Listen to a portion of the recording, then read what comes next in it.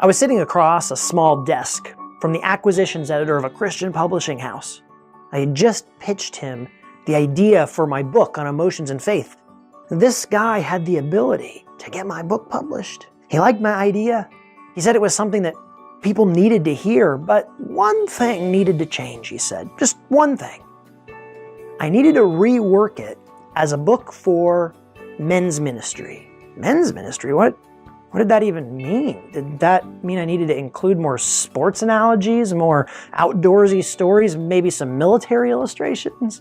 Christian men really need this, he said, but they're not going to read it, not like this. Why?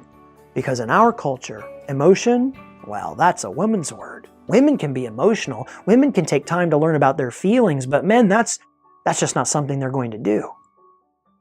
Well, not only is this ridiculous, it's dangerous. Learning how to listen to our emotions is not a luxury for just those people who have the time or have a certain personality or just women.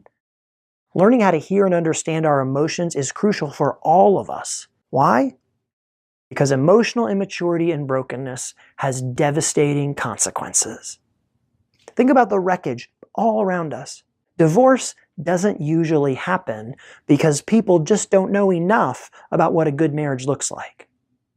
It usually happens because the consequences of emotional immaturity and brokenness pile up over time until it becomes unsustainable. Church splits, they don't usually happen because of theological disagreements. Not really. Dig beneath the surface claims, dig beneath the public statements, and very often you'll find emotional immaturity. You'll find people who don't know how to have conflict in a healthy way, or people who are codependent, or people who are bitter and frustrated because they don't believe they've been heard and they don't know how to express that in a constructive way, or people who've been hurt and a community that is just not equipped to deal with it. People don't get caught up in affairs or pornography or risky behavior because they're feeling too much and they're following their emotions down the path of temptation. Not usually. People get caught up in those things because they're numb and they're trying to feel something, or because they're hurting and they're desperate to chase away the pain for a little while. In the church, we talk about people growing in Christ. We've tried to help people grow in Christ in all these ways, with Bible studies and teaching different prayer techniques and endless sermons telling people to do the right thing because it's the right thing. Just be strong, be faithful.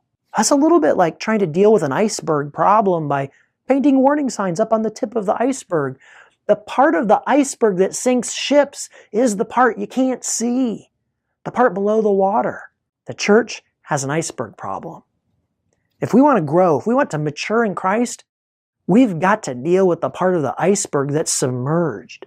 And that means our inner life. And that means our emotions. Emotions have a purpose. And they are going to plug away in your life doing what they're supposed to do, whether or not you listen and understand. The problem is that if you don't learn to listen and understand, you'll have no idea why you're reacting the way that you do. You'll not learn the lessons that life is presenting to you. And worst of all, you'll hurt yourself and the people around you. So what is the purpose of emotion? I'll tell you that in the next video. Learning how to understand our emotions so that we can grow. That's why I wrote The Wisdom of Your Heart, discovering the God-given purpose and power of your emotions. If that's intriguing, if you'd like to learn more, then head over to www.thewisdomofyourheart.com.